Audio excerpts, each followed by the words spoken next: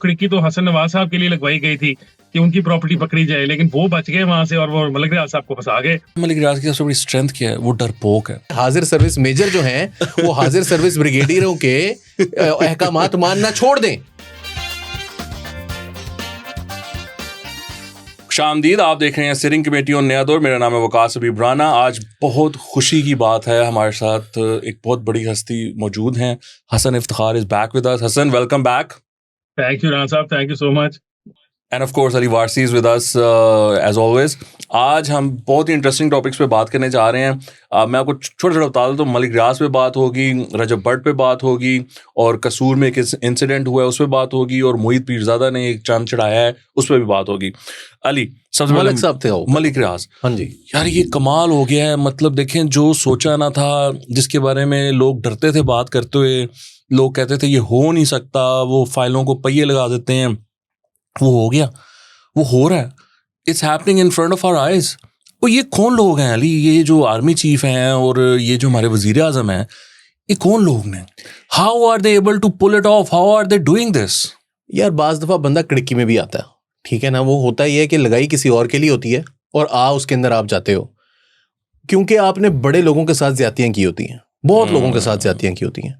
न जाने कितने करोड़ों रुपया, अरबों रुपया तो इन्होंने जो है वो नाजायज कब्जों से कमाया हुआ है। जो इन्होंने सिंध के अंदर, खास तौर पर जो इस्लामाबाद में हुआ, पेशावर में हुआ, लाहौर के अंदर हुआ, वो एक तरफ कर दीजिए आप, लेकिन जो सिंध के अंदर इन्होंने कराची बहरिया टाउन के लिए जिस तरह से ज़मीन एक्वायर की है, 16,000 एकड़ इनको टोटल जगह दी गई थी, वो अब से 3 साल पहले तक 50,000 एकड़ क्रॉस कर चुकी थी, जो कि असल कागजों में 16,000 एकड़ ही थी, लेकिन बाकी सारी इन्होंने वो जो एरिया है उसके अंदर जो इन्होंने मलीर का इलाका, उधर वहां पर ये कब्जा कर चुके थे, जो जहां पर बहुत बड़ी तादाद में जो मकामी शहरी थे, मकामी अफराद थे, जो वहां पर रह रहे थे झुग्गियों के अंदर और छोटे छोटे घरों के अंदर बनाकर रह रहे थे, गरीब लोग थे, उनको इन्होंने जो है वो वहां से डिस्प्लेस किया। अब खुद डिस्प्लेस हुए में, बल्कि मैं तो कहूँगा दरबदर हुए पड़े हैं। पाकिस्तान से भागे पहले दुबई, यूके जाने के लिए पहले ही 2019 में ही एक तरफ हो गया था इनका काम, जब इमरान खान साहब ने इनको पैसे वापस कर दिए थे, लेकिन यूके ने दोबारा बख्शना तो नहीं था ना, वहां से तो ये सारा कुछ अपना बेच बाच के भागे हैं वहां से। और दूसरी चीज जो है, he is banned from entering UK ना, और पूरी फैमिली, ना सिर्फ ये। जी। अच्छा, अब दुबई में ये बहुत अरसे से मौजूद थे और अब ये इतलात आ रही है कि इनको ये खतरा था कि वहां पर भी ये हो सकता है, लिहाजा ये दुबई से भी भागे, क्योंकि एक्सट्रेडिशन हो सकती थी, पाकिस्तान दुबई से वापस बुलवा सकता था इनको। अगर आपको इसके अंदर एक बड़ी एक रिजेम्बलेंस है वकास साहब, आपको याद है कि अरशद शरीफ भी पहले दुबई गए थे और वहां से फिर उनको ये इतला दी गई थी कि तुम पजो, क्योंकि इधर आपको एक्स्ट्राडाइट कर सकते हैं, इनके साथ पाकिस्तानी एजेंसीज के ताल्लुकात बड़े अच्छे हैं। So he went to Kenya. Ground reality बताऊं, सो इतना ये जुल्म है, इसको आप किस्मत का जुल्म कह लें मलिक रियाज के लिए, अगर उसके एंगल से आप देखें, या ये पहिया किस्मत का कैसे घूमता है अजीब तरीके से। आज होता पता क्या है, अगर कोई छोटा मोटा क्रिमिनल है ना जो भागा हुआ है, कोई कत्ल का है या कुछ है, तो उसके ना रेड वारंट जारी करते हैं FIA के थ्रू ना, पुलिस करवाती है, और फिर कोई ASI या जो तफ्तीशी होता है ना उस लेवल का, यानी SI का या सब इंस्पेक्टर, वो जाता है दुबई, 2 बंदे जाते हैं, अथॉरिटीज वहां पर उस बंदे को पकड़ लेती हैं और ये जाते हैं, उसको पकड़ते हैं, जहाज में बैठाते हैं और वापस लेकर आते हैं। बाहर एयरपोर्ट से निकलते हुए वो तस्वीरें खिंचवाते हैं, वो तस्वीरें वो अपने सोशल्स पे डालते हैं, लो जी हम ना ये क्रिमिनल को पकड़ लाए हैं। तो हालत जो है वो यहाँ पर आ गई है कि मलिक रियाज इस बात से डर रहा है कि 2 ASI और एक सब इंस्पेक्टर आएगा तो मैनू फड़ के ले जाएगा। बट हसन, ये अली ने जो बात की है कि he is running away even from Dubai, तो जरा बताएं ना कहाँ जा रहे हैं आप? बाहर बैठे हैं। मैं जरा हसन के लिए इसको सवाल को आसान कर देता हूँ, क्योंकि जो इतलात हैं हसन वो ये हैं कि यूरोप में किसी मुल्क में वो भाग के जा रहे हैं या भाग चुके हैं। तो यूरोप में इतला ये भी है कि क्योंकि यूके तो जा नहीं सकते, तो किसी मुल्क की नेशनैलिटी उनके पास मौजूद थी पहले से और वो वहां पर चले गए। तो कौन से ममालिक हैं यूरोप में जहां पर वो जा सकते हैं आपके ख्याल में?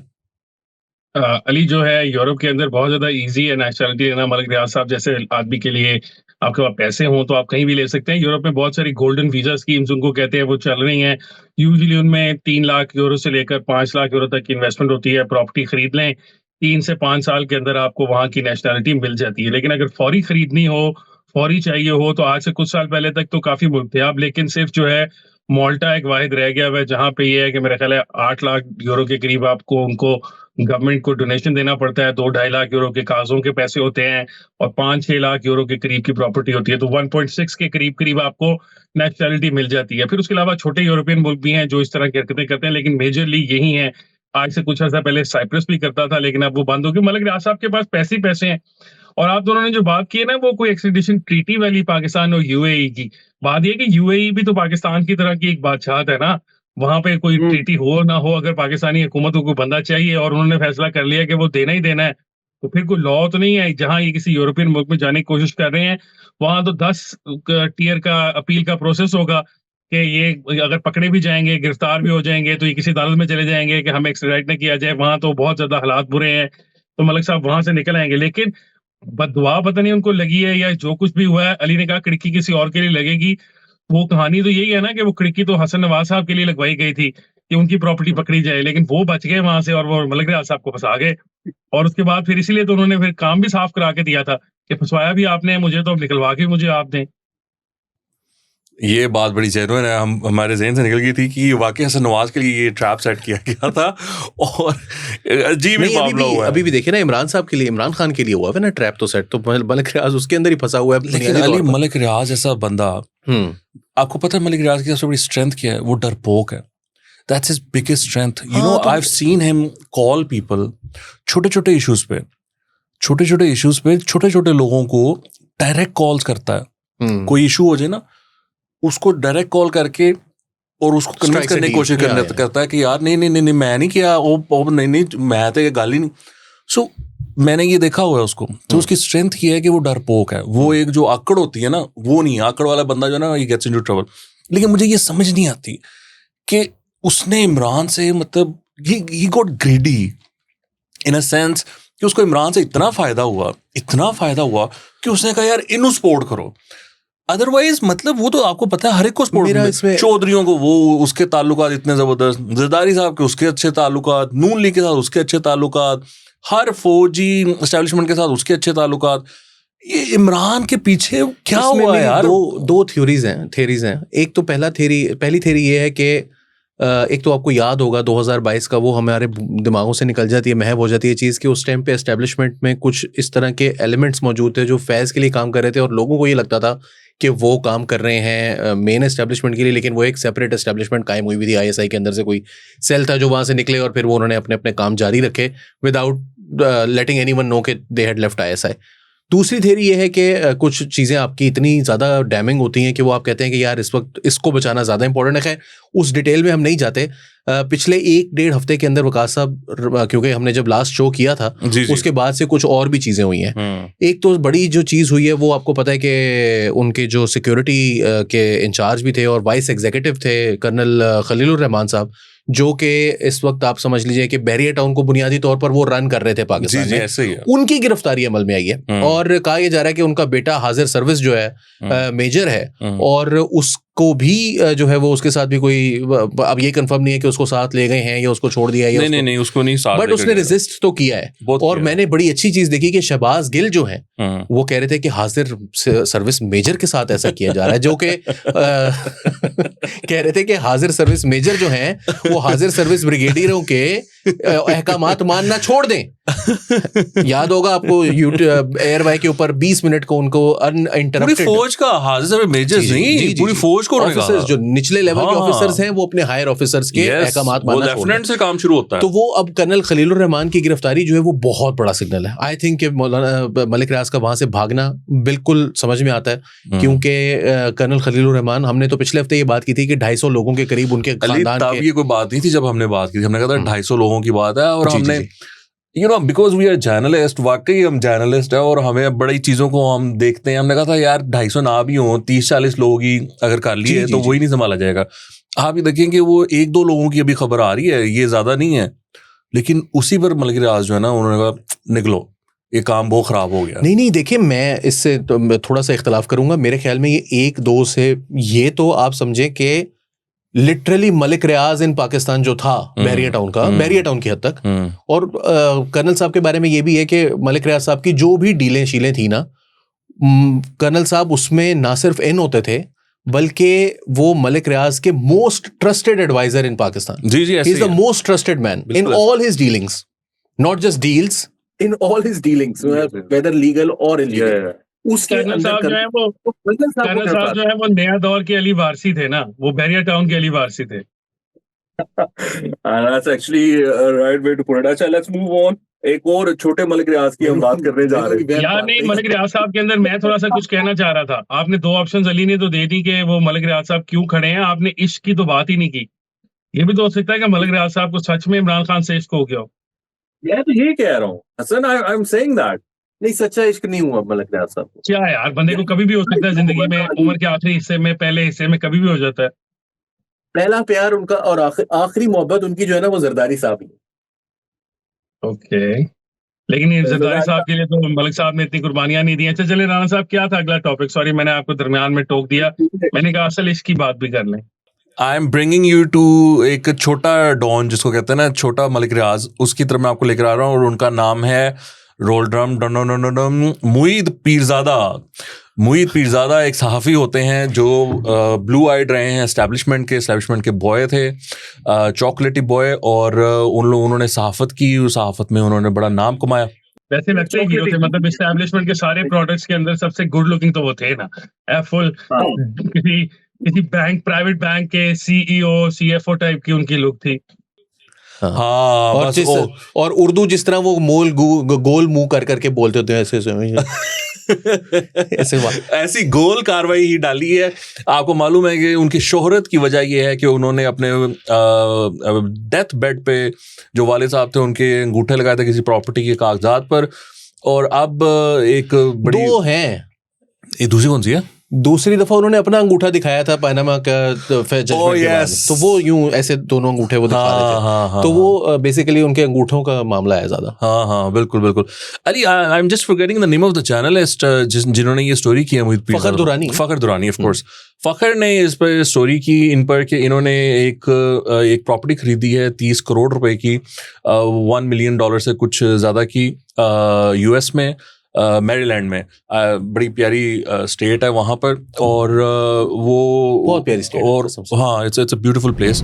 तो it's a beautiful place, Maryland is a beautiful state जहाँ पर कि इन्होंने प्रॉपर्टी ली है, 30 करोड़ से ज़्यादा की उसकी मालियत है। फखर दुरानी ने स्टोरी की कि इन्होंने ये जो प्रॉपर्टी खरीदी है वगैरह वगैरह, उन्होंने बाद में एक्सप्लेनेशन दी। उन्होंने कहा जी मेरी वाइफ की प्रॉपर्टी थी इंग्लैंड में, हमने वो बेच कर ये ली। फखर दुरानी ने कहा कि भाईजान आपकी वाइफ ने वो डिक्लेयर ही नहीं की पाकिस्तान में अपने टैक्स एसेट्स में। फिर इन्होंने एक ट्वीट किया और उसमें इन्होंने एक डॉक्यूमेंट दिखाया टैक्स का, जिसमें उन्होंने कहा कि ओ मेरी तो वाइफ ने किया डिक्लेयर, ये देखें, ये 2 साल वो डिक्लेयर करती रही है इस प्रॉपर्टी को। फखर दुरानी के बकौल वो फिर डाउट में आ गए, उन्होंने कंफर्मेशंस की इसकी मल्टीपल सोर्सेज से, उन्होंने बकौल उनके वो साबिक चेयरमैन एफबीआर किसी से भी बात की, और उन्होंने कहा कि यार ये तो नेकेड आई से पता चल रहा है, it's a fake document and more over it's a draft. So before you sort of submit your tax submission जो भी आपकी होती है, उसमें आप पहले वो ड्राफ्ट बन जाता है अगर आप उसको सबमिट नहीं करते। तो वो जो डॉक्यूमेंट है इट्स अ ड्राफ्ट, उसमें एडिट करके अपनी बीवी के वो एसेट्स लिखकर उसकी स्क्रीनशॉट लेकर वो लगा दी। तो अली, मतलब दिस इज इनसेन। ये मतलब डॉक्टर भी हैं, इनके नाम के साथ भी लगता है, पर ये लगता है कि ये कोई ना इनका शौक है 2 नंबरी। वो डॉक्टर करते हैं वो कहते हैं फोर्ज्ड डॉक्यूमेंट है फखर दुरानी के मुताबिक। But Ali, this is insane. ये किस तरह ये लोग ये सोचते हैं कि they can get away with it. और ये तो क्रिमिनल्स जो होते हैं वो पक्के डॉक्यूमेंट बना लेते हैं अगर वो करते हैं, लेकिन वो भी इस तरह की हरकतें नहीं करते। ये तो फिर आप माने ना, उनको आप क्रेडिट दें कि वो पक्के क्रिमिनल नहीं है, क्योंकि उन्होंने पक्का डॉक्यूमेंट नहीं बनाया। उन्होंने इतना मतलब ब्लेटेंटली फेक डॉक्यूमेंट दिखाया है कि जिसमें बंदा कह रहा है यार ये तो वो डॉक्यूमेंट ही नहीं जिदे लिखे होते हैं, तो तुझे अपना ड्राफ्ट बना के मैंने भेज देता है। और उन्होंने 2 सालों के 2019 और 2021 2 सालों के डॉक्यूमेंट उन्होंने उनकी स्क्रीनशॉट्स लगाए थे, जिससे सॉर्ट ऑफ वो ये प्रूव करना चाह रहे थे कि भाई ऑब्वियस है कि अगर 19 का है और 21 का है तो इसका मतलब 20 का भी होगा, 22-23 का मतलब अज्यूम कर सकते हैं आप। लेकिन मज़ेदार बात यह कि नन ऑफ दैट एग्जिस्टेड। और जो फखर दुरानी ने उसकी 3 चीज़ें बताई हैं जिसकी बुनियाद पर वो ये समझते हैं कि ये डॉक्यूमेंट्स जो हैं वो फोर्ज्ड हैं। वो ये है कि ये तीनों डॉक्यूमेंट्स जो हैं वो उन्होंने तीनों तरीके से चेक किए, और वो बड़ी वैलिड रीजनिंग लगी मुझे उनकी। वो आप उनके टॉक शॉक पर देख सकते हैं, 19 तारीख को उन्होंने किया था प्रोग्राम। तो वो उन्होंने इंपॉर्टेंट बात ये की कि उनकी वाइफ रजिस्टर्ड टैक्स पेयर ही नहीं है पाकिस्तान में। She doesn't have an account, मतलब FBR के साथ, शी इज नॉट enlisted। और उन्होंने वो टैक्स रिटर्न दिखाते हैं, वो इस वजह से दिखाया नहीं, है कि लेकिन ना राणा साहब वो तो कुछ एडिटर रही थी वो ग्लोबल विलेज वॉइसेस की, तो वो एडिटर थी तो यकीनन कुछ पैसे ऐसे भी लेती होंगी, तो ऐसे कैसे हुआ कि वो बैंक्स के थ्रू पैसे लेती रही और किसी तरह कहीं पे भी रजिस्टर नहीं हुई और वो इतना साल गुजारा चलता रहा? नहीं सर, इसमें क्या मसला है? सर आपने आप टैक्स ना रिटर्न फाइल register- करना होता है ना, रिटर्न नहीं फाइल किए उन्होंने। रिटर्न नहीं फाइल किया ना, नॉन फाइलर आप पाकिस्तान में एग्जिस्ट नहीं करते, what's the big deal in that? और वो आप जो जिस चीज की आप बात कर रहे हैं वो कंपनी के नाम पर आपको चेक आता है ना, तो फिर आप वो कंपनी के नाम में फाइल हो जाता है, वो जरूरी नहीं है कि बंदा अपने नाम में फाइल करे, उससे फायदा जो कंपनी को एक कंपनी जो है इदारा वो दूसरे इदारे को चेक देता रहा, यही आप कह रहे हो ना? फिर ऐसे ही होता है ना, तरीका ये है। तो ये कमाल हो गई। मैं इसमें विकास जो मजेदार बात है वो ये है कि दीदा दलेरी, हाँ अली ये देखो मतलब ना यार, आई एम रियली मतलब ये कुछ भी सरप्राइज्ड, कर सकते हैं। आई am not surprised but I am still surprised कि यार मतलब हाँ इस बंदे से एक्सपेक्टेड है, लेकिन यार ये he keeps surprising us, मतलब ये आगे जाते जाते वो वही मुर्शिद को देख के कह रहा होगा मुर्शिद तुसी नेक्स्ट लेवल हो, मैं ते फाइलां जेन्युइन फाइलां नु पहिए लांदा है, तुसी तो फाइलां बनांदे हो। वाह वाह वाह तो मलिक रियाज ने या चले छोड़े आगे चले। नाज़रीन हमारे ज़हन जो है उनमें बहुत सारी बातें आती हैं, आगे चले तो थोड़ी सी हम रोक लेते हैं अपने आप को, लेकिन हमारा एडिटोरियल कंट्रोल बहुत ज्यादा स्ट्रांग है, मतलब हम लोग ऐसी बातें नहीं कर सकते। Yes we try to stay in control. अच्छा रजब भट्ट, तो यार अभी मैं कह रहा हूँ हमारा एडिटोरियल कंट्रोल बहुत सख्त है, आप साथ ही नया टॉपिक ले आए रजब भट्ट का। Sir, it's very important to talk about this and I'll explain why we need to talk about this. So, एक ग्रुप है रजब भट्ट का जिसमें कि एक कोई मान डोगर साहब है, and honestly I have learned that yesterday, मुझे पहले नहीं पता सीगा। एक है पिछले हफ्ते ये बहुत बड़ा ना हमारा रेजिडेंट एडिटर बना हुआ था और कि जी हम रजब भट्ट को बड़ी अच्छी तरह जानते हैं, उन्होंने ये किया, उन्होंने ये किया। आज उसको भाई यहाँ पर भी बॉटमलेस पिट्स है, इधर भी पता नहीं कौन कौन नहीं अली, वो मैं मुखालिफ ग्रुप को पिछले हफ्ते जाना था, इस हफ्ते मैंने इस वाले ग्रुप को जाना है। ठीक है, स्टडी अभी जारी नॉलेज में इजाफा जारी है, अभी रिसर्च चल रही है, इट्स ऑनगोइंग रियली, वो मैं एक्सप्लेन भी करूंगा। यार एक थोड़ा सा एक इशू है, वो आपको मैं वैसे समझा दूं कि हसन का फोन इधर रखा हुआ है, कैमरा साढ़े इतने लगा है तो आवाज इधर से आती है, तो बोल दे मैं इधर देखना, फिर उसके बाद याद देखते हो। तो ये चले ये इसको जरा हमारा प्रोड्यूसर जो है ना उसने हमें कहा you need to look at the camera when you talking to Hasan की आवाज यहाँ से आती है, हम यहाँ देखते हैं और फिर हम कहते हैं नहीं प्रोड्यूसर मारेगा, फिर हम इधर देखते हैं। अच्छा, तो उसमें मान डोगर साहब हैं और अली उसमें हैदर शाह साहब हैं, आई थिंक इसके अलावा भी लोग हैं but I don't know the names. और अब हुआ ये कि इनकी पीछे कुछ फटा चाह रहा था, एक शहजाद चौधरी करके साहब हैं, उनके साथ वो बाहर हैं, वो भी बदमाश हैं, उन्होंने इनके घर पे फायरिंग कराई, वो सीसीटीवी उनके पीछे गई, इनकी सुलह हो गई वगैरह। लेकिन उस दौरान उस बंदे ने इनका व्हाट्सएप हैक कर लिया था। अच्छा, और उसने व्हाट्सएप हैक करके इनकी जितनी वीडियोस थी जो इन्होंने शेयर की हुई थी वो सारी एक्सट्रैक्ट कर ली थी। उस वक्त उन्होंने नहीं निकाली, सुलह के बाद निकाल दिया। और वो उनका बड़ा ऑर्गेनाइज तरीका है जी। उन्होंने अली भाई उन्होंने व्हाट्सएप चैनल्स बनाए हुए हैं, दे आर वेरी ऑर्गेनाइज्ड। और व्हाट्सएप चैनल्स पे जिस तरह होता है ना कम्युनिकेशन की पीक है, मतलब हर एक बात वहां पर वॉइस नोट की शक्ल में आती है, वीडियोस डालनी है, सारा कुछ है। अब वो वीडियोस निकली जिसमें कोई ये जो है ना वीडियोस बना रहे हैं, एक दूसरे की नहा रहे हैं, यू नो कपड़े शपड़ों के बगैर, और वो कर रहे हैं। फिर उसमें कुछ वीडियोस आई हैं जिसमें कि ये किसी खातून के साथ लगे हुए हैं, उसके साथ क्या कहते हैं बोसा जो है वो बोसो कनार वो कर रहे हैं।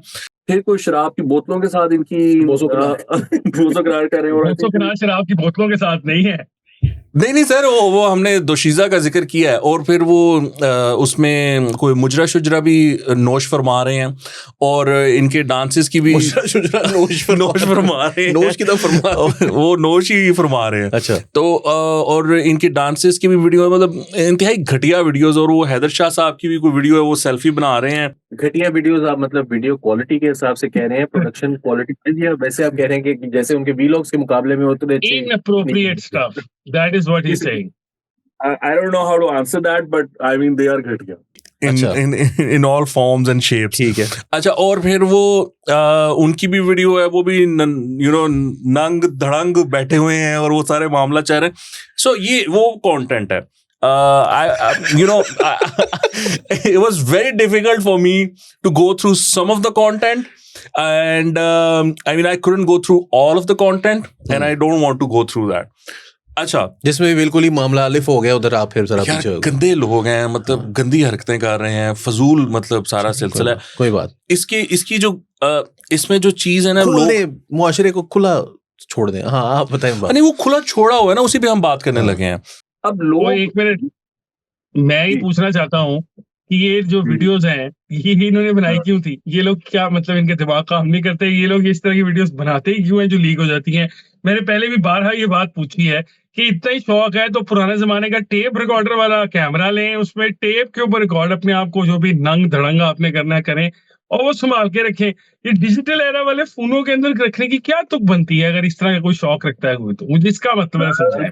पावर होवे ना जो ਉਹਨਾਂ ਦੇ ਕੋਲ ਹੈ ਨੇ, the power they enjoy, the money they have, the money they enjoy, फिर देखिएगा क्या हालत होता है। हसन, अगर आप मुझे बताएं ना कि अगर आप किसी को वॉइस कॉल कर रहे हैं, वीडियो कॉल कर रहे हैं, और वो आगे से जो है वो पहले से ही रिकॉर्डिंग पर लगा के बैठा या बैठी हुई है, और आपने उसकी जो वीडियो है वो बन गई है, तो फिर वो आपके हाथ में तो नहीं रहना। अब लोग ये कह रहे हैं कि भैया ये फैमिली व्लॉगिंग के नाम पर इन्होंने सारा मामला किया है, और वो ये इसकी जो बुनियाद है इन साहब की, वो इसी तरह की शादियां करानी है, व्हाटएवर अब वो कह रहे हैं कि यार ये मतलब ये कुछ ये करते हैं, और जो फसाद है वो कुछ और है जी। फैमिली व्लॉगिंग और लोगों को लेक्चर देना, ये नहीं करना, वो नहीं करना, इस तरह उस तरह। इसमें ये भी तो है ना यार, नेचर ऑफ द बीस्ट भी है, उन्होंने रोज कंटेंट क्रिएट करना है, ये सारे काम करने हैं, अगर लेक्चर भी है, फैमिली भी है, सब कुछ भी है। बेसिकली बात ये है कि वो कंटेंट क्रिएट करते जाते हैं, माल बिकता जाता है। अगर पाकिस्तान में मतलब इस किस्म की इनअप्रोप्रिएट कंटेंट की कोई डायरेक्ट मार्केट होती तो आप देखते हैं कि ये जो सारा कुछ लीक के नाम पे आता है, ये शायद उनके मेन स्ट्रीम चैनल्स पे भी चल जाता है, उनको क्या फर्क पड़ता है?